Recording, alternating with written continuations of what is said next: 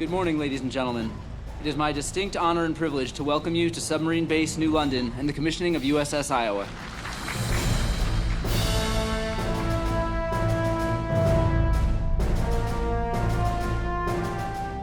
The crew of USS Iowa salute you. We are proud to serve in America's Navy. Iowa, ready, 2. In April 2025, the USS Iowa SSN 797 officially became the newest submarine to join the U.S. Navy's 71 sub fleet. This state-of-the-art Virginia-class submarine is the 4th vessel to be commissioned with the name Iowa. Her story is split between those who worked for years to see the name Iowa back in the water and the new sailors working aboard her today. Before those crew members climb down into their sub, they all start their sailing journey at Naval Submarine Base New London in Groton, Connecticut. Known as the submarine capital of the world, New London is home to the Navy's Submarine School, or Sub School, a required 8-week course to assess if a sailor is capable of the rigors of submarine living. The submarine community, everybody getting into it has to have a little bit of dedication and acceptance of what they don't know.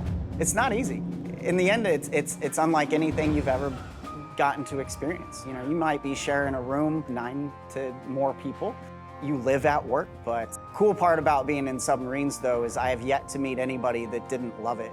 So the state I'm from is Iowa. After college, I was not really sure what to do. My dad was in the Navy, my brother is currently in the Navy, so I was like, hey, why not? Let's join the Navy. Why submarines? I like the idea that there's less people. I don't want to be on a ship with 5,000 people. I want to be on a submarine with, 100 of the people that I trust. Before seamen step foot on a submarine, sub school starts with a few weeks of intense classroom work on the life-saving skills they'll need to know. We've had to do the history and basics about submarines, how all the systems operate and what kind of weapons and propulsions and all that good stuff, so that when we get out there, we can fix it. Once seamen make it through subclasses, hands-on learning starts. The 2 most dangerous elements submariners can encounter are water and fire. Managing those emergencies is known as damage control, or DC. So damage control is, in simple terminology, it's something bad has happened, and it's not like you can just get out of the submarine and go to another one. Fire in the engine room! Learning to be a firefighter on a submarine is going to be a life or death occupation, because we don't have the luxury of having separate DC controlmen to handle all DC cases on board. Everybody on board is going to be a DC man. It's a lot to learn because a lot of these students have never held these extinguishing agents. Everybody has to learn how to approach that and how to fight that fear. Next to fire, water is the biggest concern on a sub. Not only is a submarine surrounded by water, but if a sub starts taking on water, her crew needs to know how to stop the leak or risk catastrophe. So our classroom portion is very hands-on. So we teach them a lot of the tools, and then we take those exact same tools and we put them in the training environment. Fire may seem more dangerous than water leaks, but if submariners don't act fast, too much water could sink a sub. Just like a real rupture, the water trainer does not go easy on seamen. They have minutes to assess and patch leaks gushing at more than 1,000 pounds per second. So the students that come into it, they originally see it and it's kind of shocking. They've never seen anything like that before, but they get the training and then you put them in it and they're successful. And in all honesty, damage control wet training is probably one of the favorites. With fire and water behind them, seamen finally learn what to do when all else fails. So this is our aquatic training facility. This is for pressurized submarine escape training. It's a 40-foot tower of water. If we're utilizing this, the submarines had a very bad day. They're disabled, they're never going to return to the surface. So hopefully this training that we provide will never have to be utilized by the students. To date, no actively deployed submarine has ever had to use the escape hatch. However, with few exceptions, every seaman who has come through New London has experienced this trainer. We teach them all about the suits and some of the pieces, parts, and components of the suit. On day 2, we bring them into pressurized training where we pressurize them using the exact same components on a submarine. That will equalize with the tank and they will float up to the surface. After 8 weeks of sub school in front of gathered friends and family from across the country, seamen graduate. While still months, possibly years, from stepping foot on a submarine, the next step in their path is specialization. I just graduated BESS, Basic Enlisted Submarine School. I'm about to head to my A school, which is ITS A school, essentially just computers and submarines. I don't have orders yet, but I'm hoping to get it on the USS Iowa. The state of Iowa has shepherded thousands of young soldiers like Seaman Sutherland to the Navy. In fact, veterans from Iowa have been championing the new Iowa sub for more than a decade.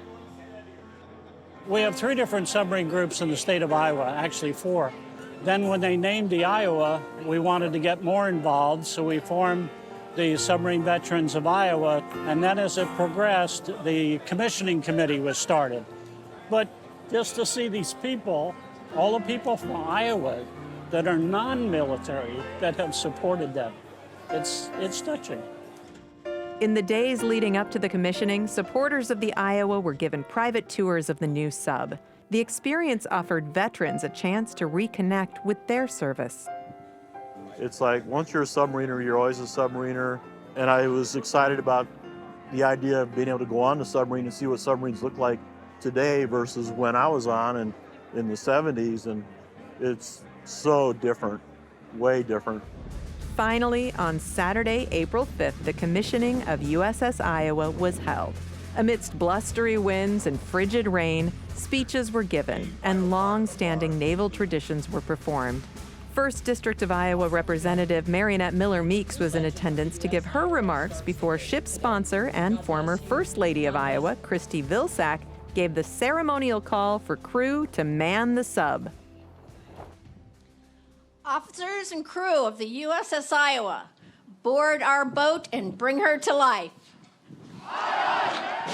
Naval commissioning ceremonies follow a regular set of events. However, the ship's sponsor is allowed to select the celebratory theme.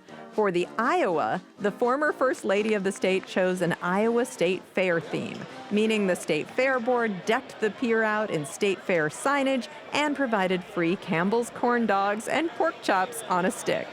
Iowa delicacies fitting for a brand new submarine named after the state. It's the last one. How was it? Good. While held on the East Coast, the commissioning of the USS Iowa submarine is a piece of the state of Iowa's history.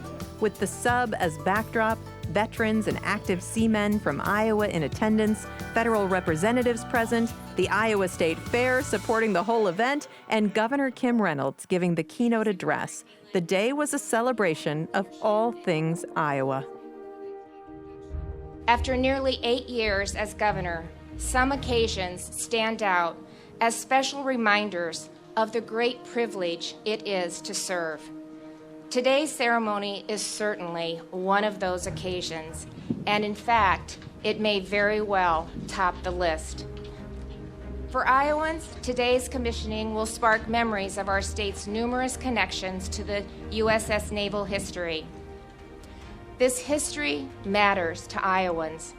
The countless crew members, living and dead, who wrote that history matter to us.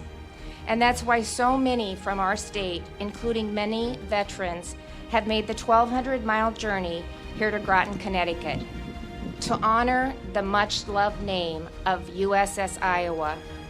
May God bless the new USS Iowa and all who built her. May God bless her crew and give success to her mission. And may God bless Iowa and the United States of America. God bless you.